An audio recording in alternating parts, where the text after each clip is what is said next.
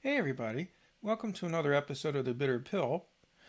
So as you can see there from the title, I'm going to talk today about some of Glenn Greenwald's takes on COVID-related issues. Um,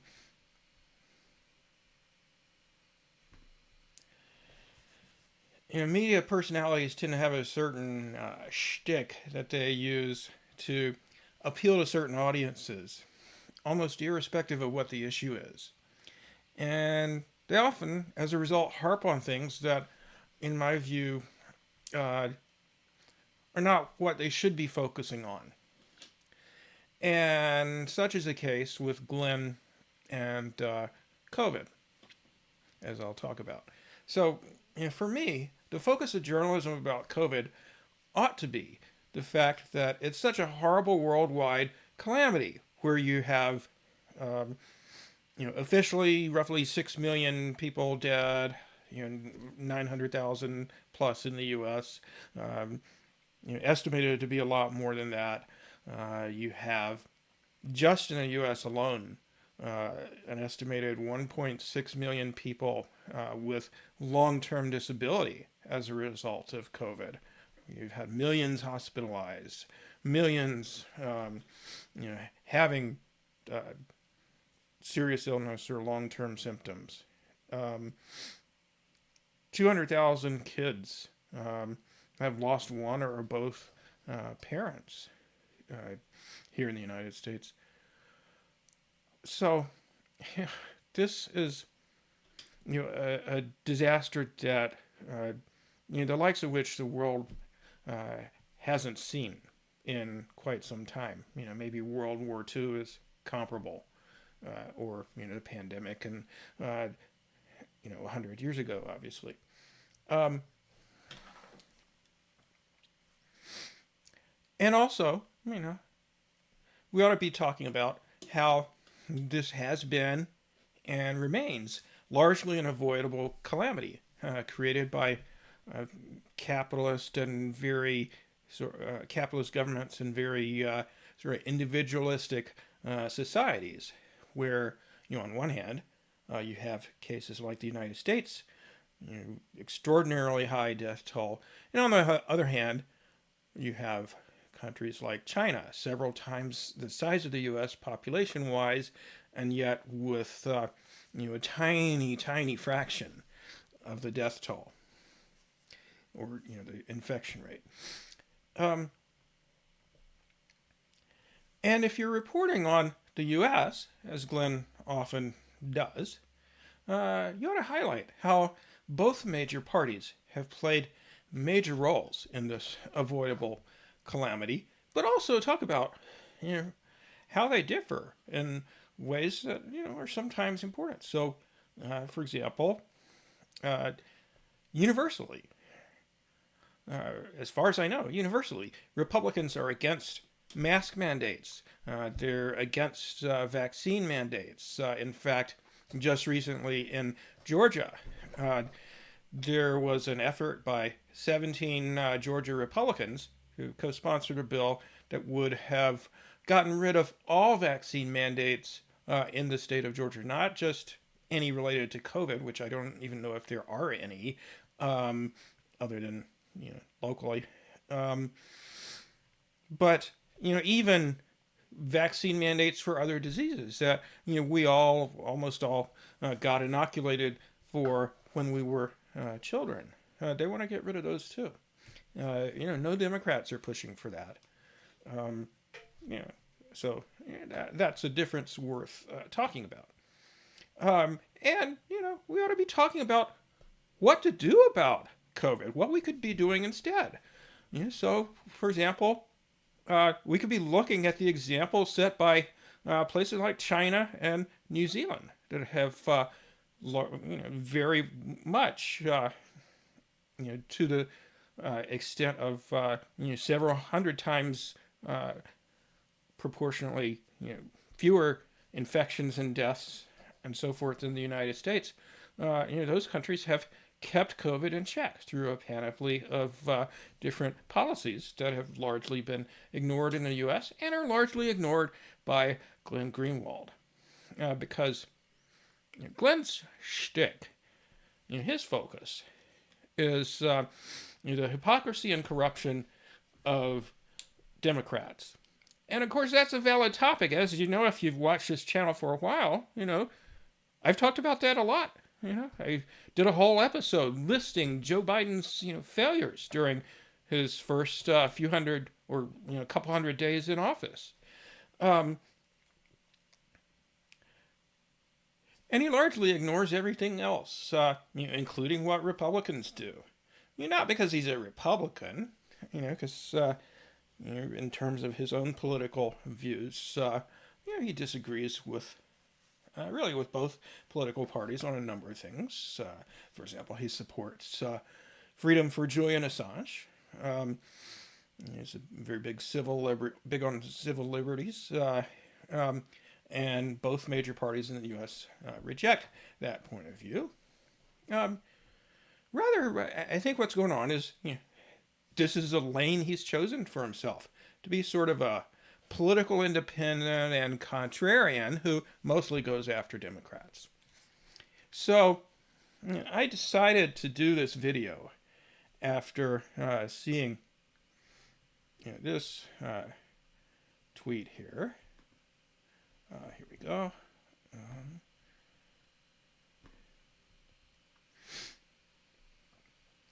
The number of U.S. COVID deaths under Trump, with no vaccine, few treatments, and a more deadly variant, he claims, 396,837. The number of U.S. COVID deaths under Biden, with universally available vaccine, better treatments, and a less deadly variant, 528,379. So he's saying, oh, well, look how bad Biden's doing. He did even worse than Trump. And Trump had more, handicaps to dealing with COVID. Well, we all know that, if you have 400,000 deaths, whereas China, which is a much bigger country than the U.S. and was a country that got hit first by COVID and, obviously, therefore had no time to prepare for it, had only 5,000 deaths or so. Less than 5,000, the entire first year of the pandemic, and they've had virtually none since then.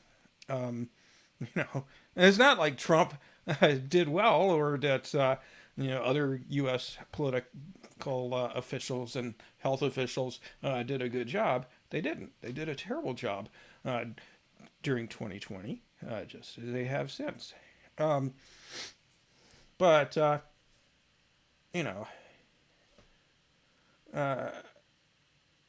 I don't know where Glenn is getting this idea that the variant we had, primarily had the first year of the pandemic was a more deadly variant. It was much less infectious.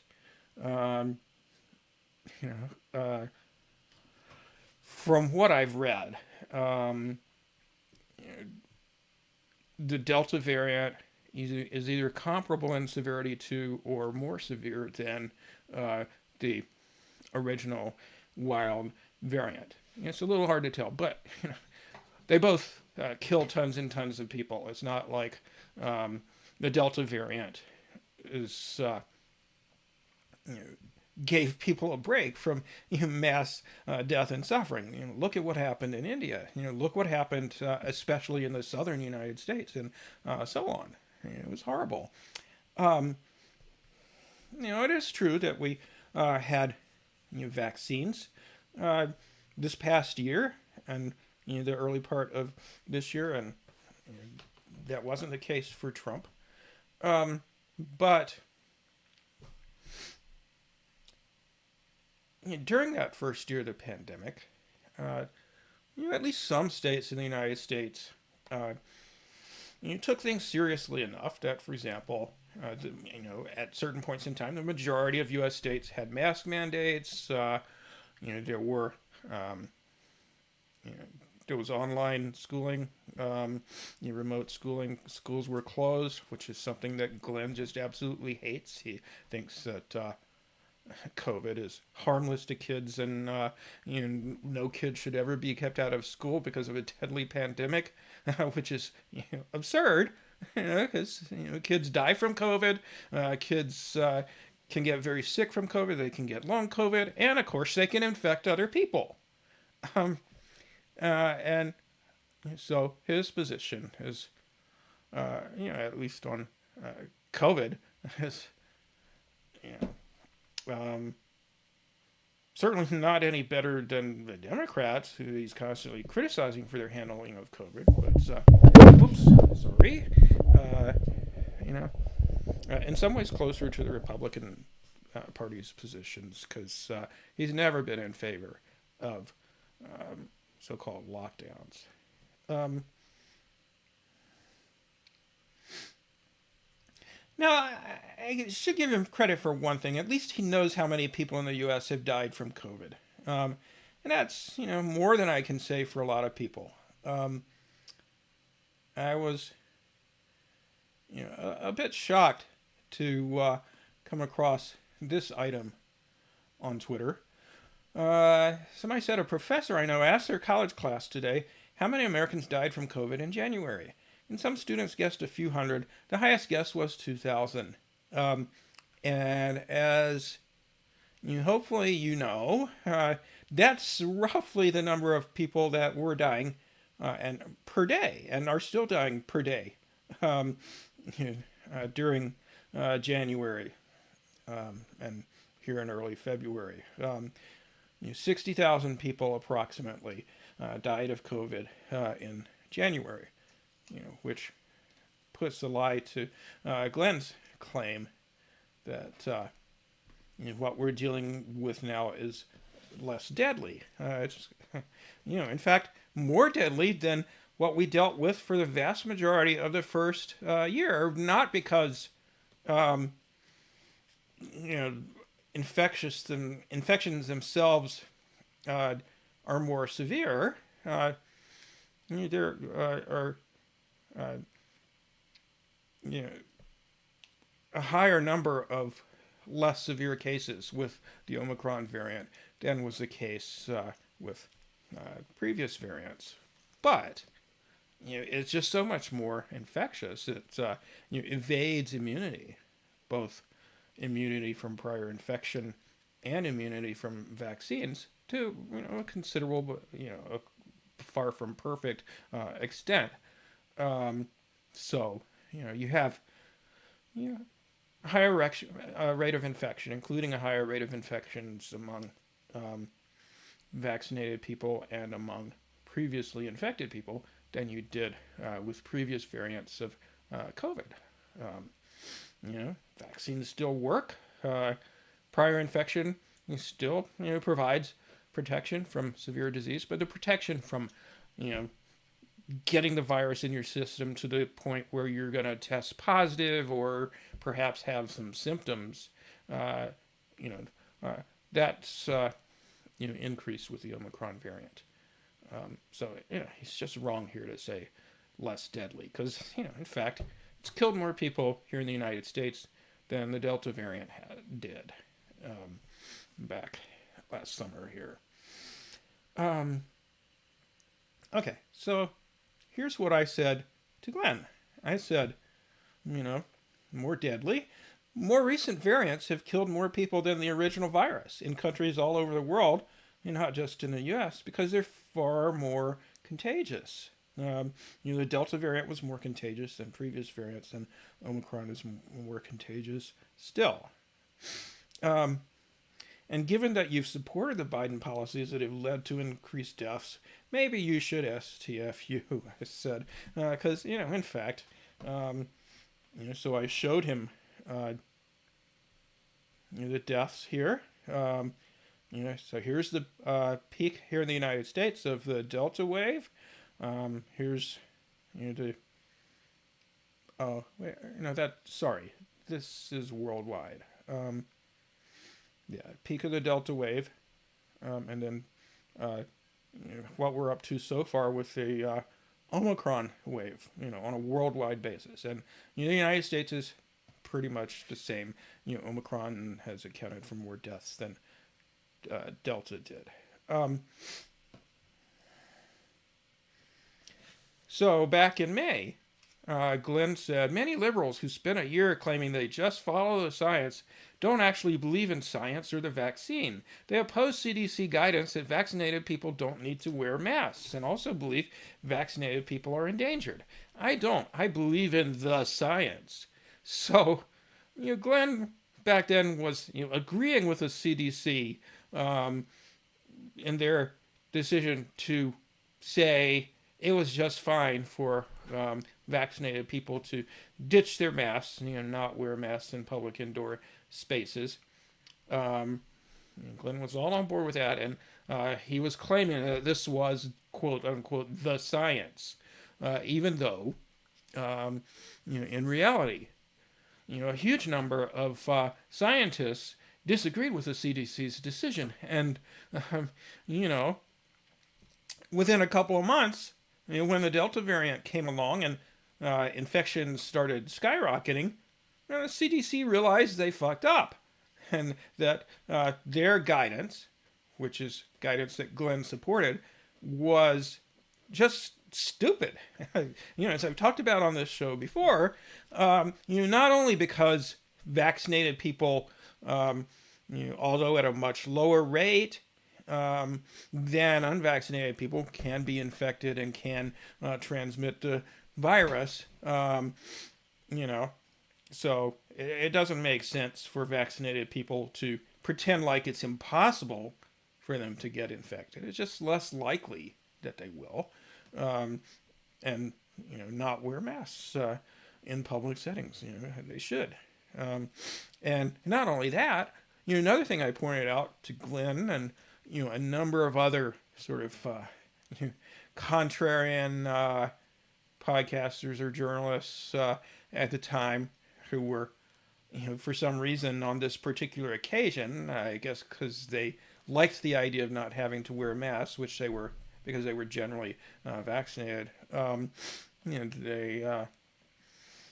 were all on board with this. And one thing I pointed out to them was, well, look, do you think that if you just follow the honor system, and the CDC says, vaccinated people don't need to wear a mask, but unvaccinated people still should, do you think unvaccinated people are going to abide by that necessarily? Well, turns out, if you believe polls and if you believe, what you saw when you went out to the grocery store or whatever, a lot of unvaccinated people were ignoring that recommendation to wear masks.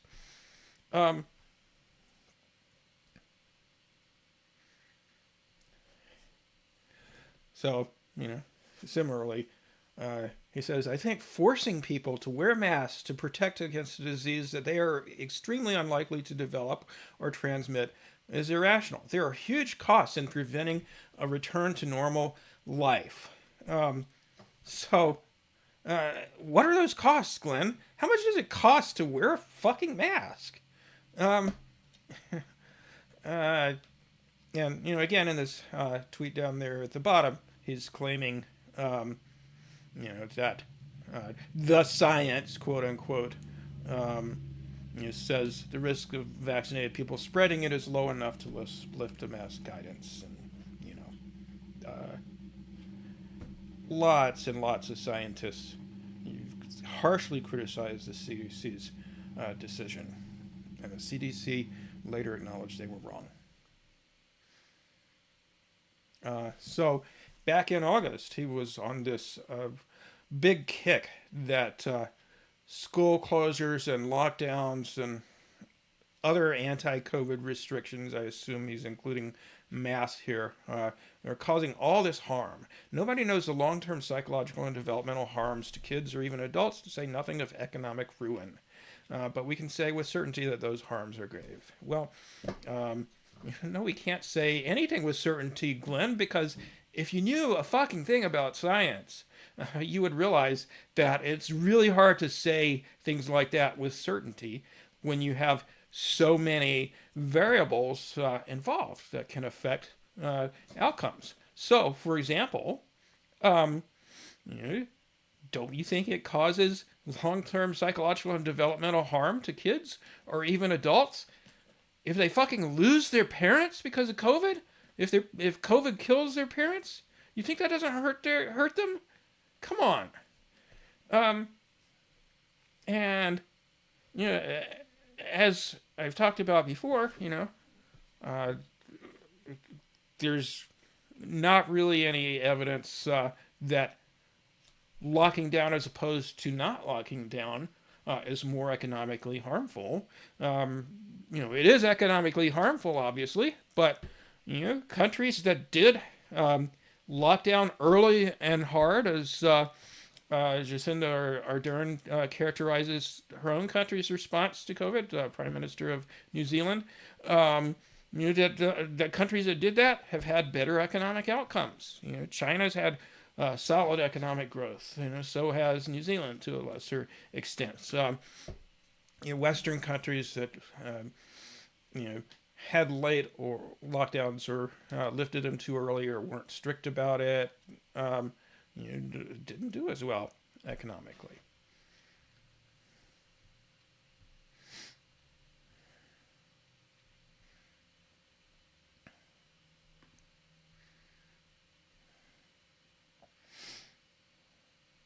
So, so Glenn goes on in this vein, in this recent tweet that I'm looking at here, where he quotes Joe Biden as saying, at the height of the campaign against Trump in 2020, 220,000 deaths. If you hear nothing else I say tonight, hear this. Anyone who is responsible for that many deaths should not remain president of the United States.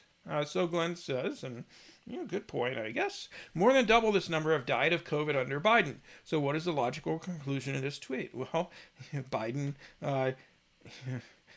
said one thing on the campaign trail, and his administration, in fact, has failed even more so than Trump did to contain COVID. Granted, as Glenn fails to point out, there were some obstacles that the Biden administration encountered in terms of more contagious variants that Trump didn't face, even though Biden also had advantages in terms of the vaccines. But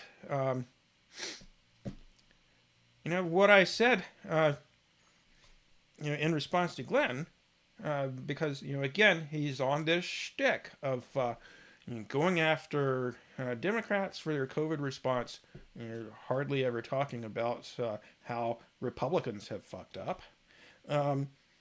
If you were actually advocating for better policies instead of disparaging or ignoring countries that have adopted such policies, I would be much more inclined to think you cared about the hundreds of thousands, likely now over 1 million according to many estimates, who've died.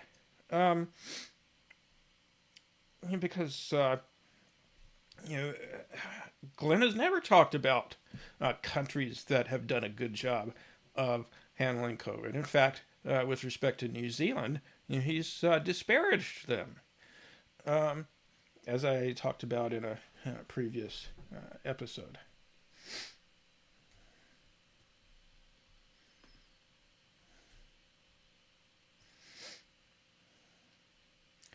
Now, mind you, I certainly don't think that Glenn Greenwald's body of work, on the whole, has been bad. He deservedly won a Pulitzer Prize for his reporting on the Edward Snowden affair, where Snowden leaked to Glenn and The Intercept, which he worked for at the time, among other publications, information that showed that the U.S. government spies on every American. He's done great reporting on Russiagate, showing how weak the case was that Russia interfered with the U.S. election, or that Trump was involved with it. He's done courageous reporting on political corruption in Brazil by the Bolsonaro administration. almost wound up in the same position as Julian Assange as far as that goes.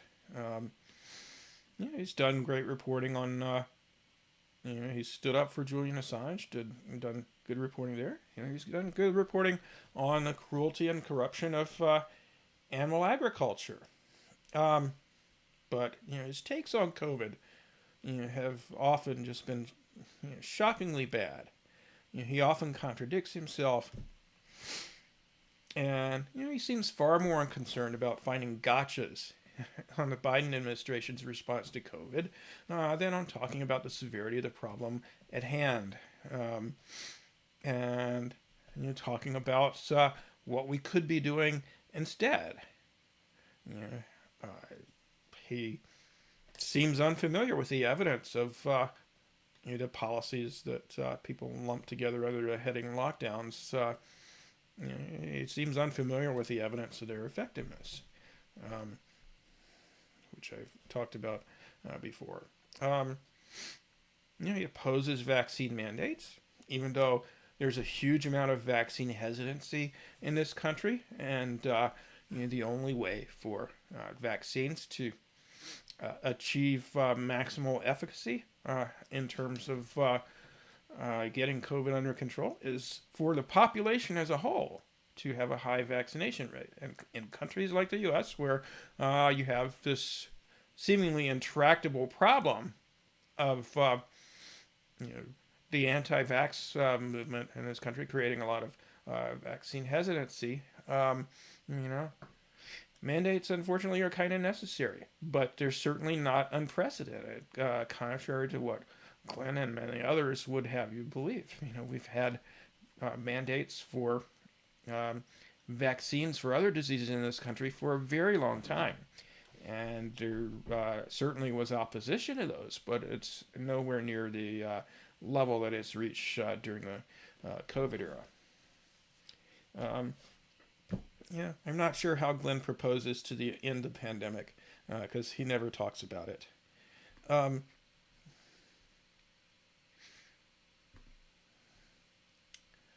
Let's see. Okay, so just today, yesterday, sorry, Glenn said, as others noted, there's nothing in the science, TM, which is kind of interesting that he's continuing this. Back in May, he was saying that the science, unironically, saying that the science was on the side of the CDC in their decision to end the recommendation that vaccinated people wear a mask. So now he's, although accurately pointing out that there's nothing in the scientific evidence that suggests that it would be a good idea for politicians to suddenly end mask mandates when we have the most contagious variant of COVID we've yet had.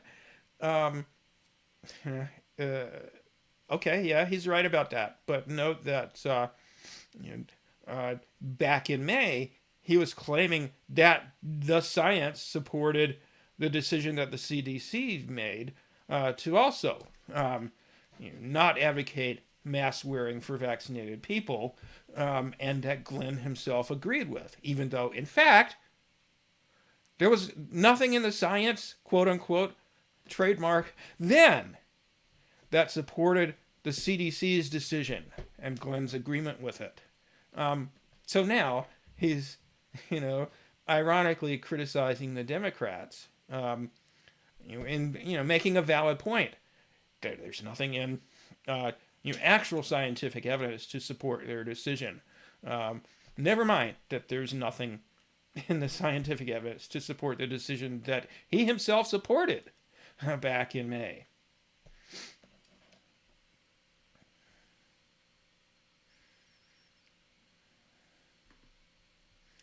I did a search of Glenn's history of talking about the pandemic over you know the last couple of years, and you found a lot of basically the same sort of stuff that yeah, at times he has talked about the deaths that have occurred, and you know at times, especially when Brazil was going through its worst part of the pandemic, Brazil being where Glenn lives, he he said it was a terrible tragedy that Brazil was going through that. But most of the time he doesn't really talk about that tragedy. Um,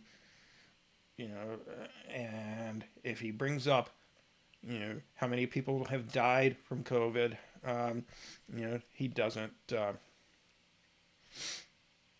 He uses it as a way of you know kind of going in his lane and attacking Democrats, um, not necessarily supporting Republicans, but anyway, I already went through that. He doesn't really talk about other consequences of COVID. Um, as I talked about back in the summer when I did an episode on his claim that we were ignoring the costs of lockdowns and, in particular, ignoring the costs of school closures for kids. And in the process, he was really minimizing the risks of COVID for kids and for others that they might affect. In fact, he was downplaying that. Harping on how few kids died from COVID relative to adults, especially older adults. And as I pointed out then, well, Glenn, not very many kids in general die. So if kids are dying from an infectious disease, that's a fucking big deal, whether you think so or not. Their parents certainly think so. And he didn't really talk about the fact that kids have a high rates of getting long COVID, as do people of all ages. Lowest rate in kids, but still. I think I saw an estimate the other day. Not sure where the article is. I'll just put it in the description. Put a link to it in the description. Estimate of about 10% of kids developing long COVID, meaning symptoms of COVID lasting several weeks, 2 months, or perhaps more than a year.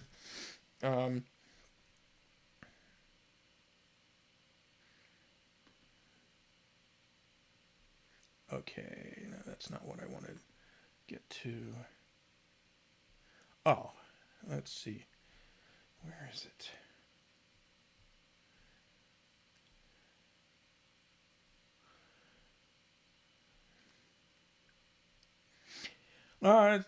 He did once talk about long COVID. There were 2 tweets he made about long COVID.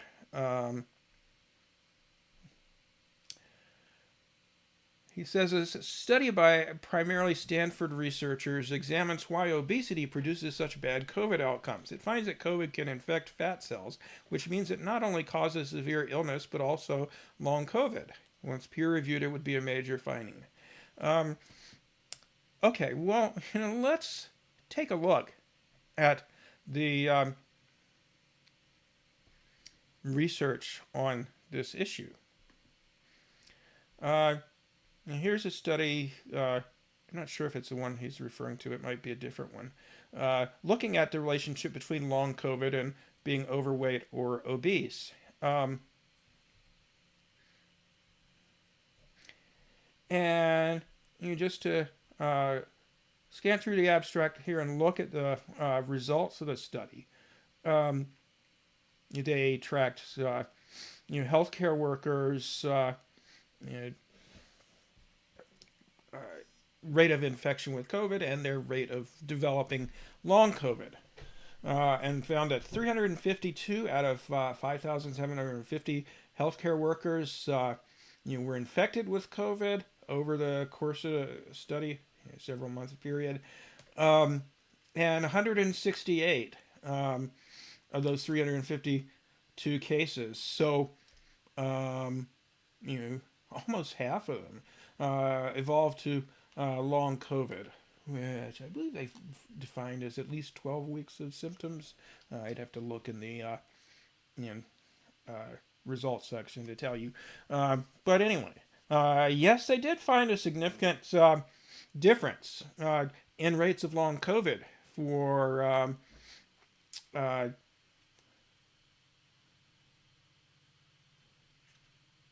let's see.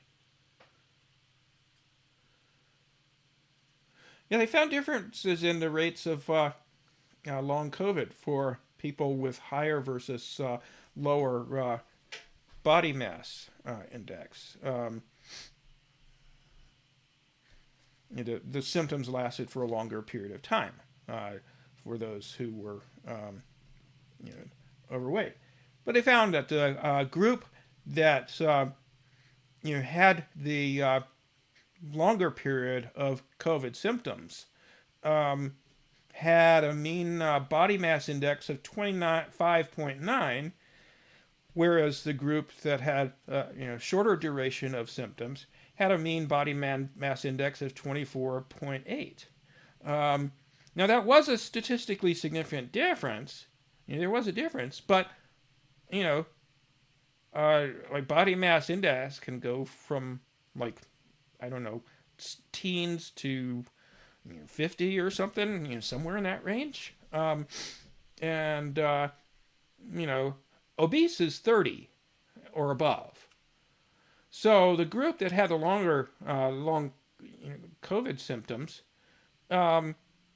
wasn't even in the obese category, and they were only a little over 1 kilogram per meter squared different from the shorter duration long COVID group in terms of body mass index. So clearly this isn't a huge effect we're talking about here. So this idea Glenn has that where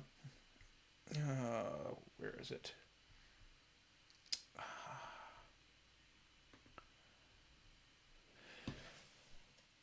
That he seems to be implying that long COVID's hugely determined by whether or not people are obese, and that's not what this study that I just showed you found.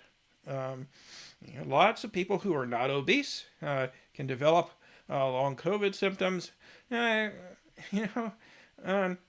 the group in that study that I showed you that had the longer COVID symptoms, on average, was not obese. They were just slightly overweight. Overweight being a body mass index of 25 versus the average of, 25.9? Okay. So that's the only time he ever talked about long COVID. He's never talked about long COVID in kids or young adults or any of those groups that he's frequently downplaying the risks that COVID poses regarding. Okay, just a couple more things I wanted to bring your attention to.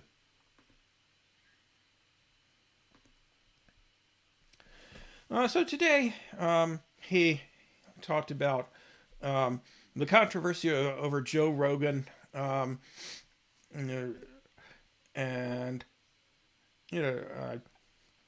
misinformation he is alleged to have presented about COVID and vaccines in his podcast, or that his guests have presented, and in another episode, I am going to actually talk about that.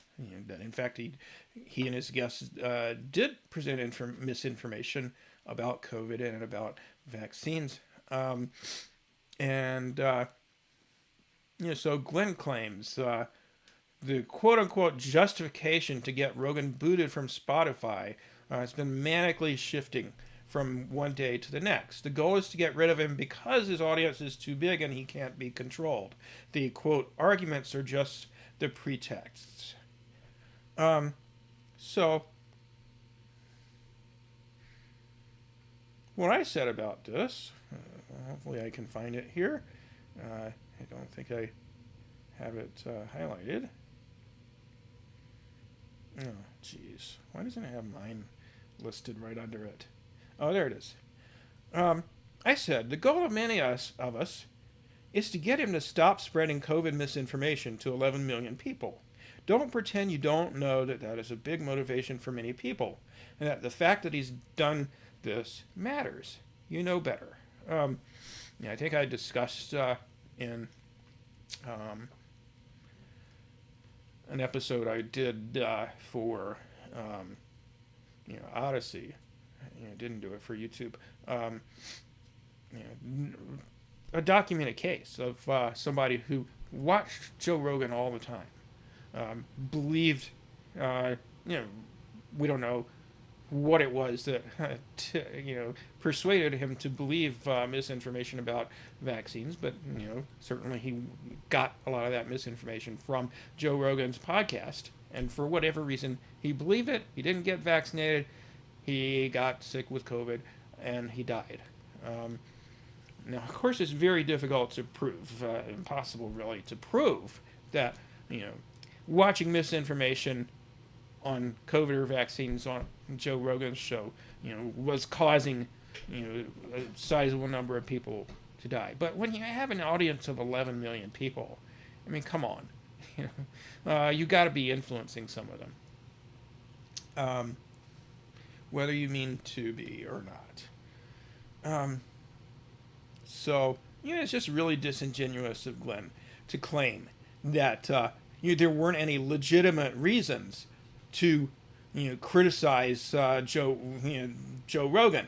Certainly that was one of them, and also there's been a lot of controversy over some of his takes on racial matters. His despite it being in the context of talking about when other people use the word, using the N-word a lot. Which he later apologized for, and it seemed like it was sincere, that he got it, that no white person at least should ever use any sort of racial slur, even if they're not directing it at anyone. But Glenn here is, I think, deliberately conflating the fact that people have legitimately criticized things that Rogan has said or his guests have said on his show, and calls for censorship. The two are not necessarily connected. I don't necessarily think that Joe Rogan should be booted off of his Spotify platform or banned from podcasting in general. I just would appreciate it if he wouldn't misinform people. And that's the attitude of a lot of people. One final point about Glenn, which is another thing that I will elaborate on in a later episode. He also said today, every protest that Western authorities dislike will now be characterized as an insurrection. In response to an MSNBC commentator saying, we should expect more quote, nationwide insurrections like the Ottawa trucker protests for years to come. Well, since they put it in quotes, maybe they themselves are not actually saying that they believe it was a attempted insurrection. But anyway, Glenn's claiming that there's this false characterization of the protests in Ottawa and elsewhere in Canada over vaccine mandates initiated by some truckers and associated allies. He's saying this was a false characterization because Western authorities disliked it. But this is in keeping with his going after Democrats, or in the case of Canada, Liberals, who are the current minority government in Canada. He goes after them, but he ignores the other side, really. So I said to him, so Glenn, are you saying that Conservative Party politicians in Canada and Republican politicians in the U.S. dislike this protest? Or are you saying that they aren't Western authorities? Clearly they're Western authorities. They're, elected officials in governments in the U.S. and Canada. So, it can't be that, right, Glenn? Um, and do the, you know, Republican politicians in the U.S. and the Conservative Party politicians in Canada dislike, the protests that, you know, this group of people are having in Ottawa and other places in Canada against vaccine mandates and also against mask mandates and lockdowns and other things. Do you really think, Glenn, that these politicians dislike that protest? No, they support the protests. Trump's come out in support of it. Ron DeSantis has come out in support of it. So, many Conservative Party politicians in Canada have come out in support of it. The Premier of Alberta, what's his name, Jason Kenney, supports them. So do lots of others. So, his,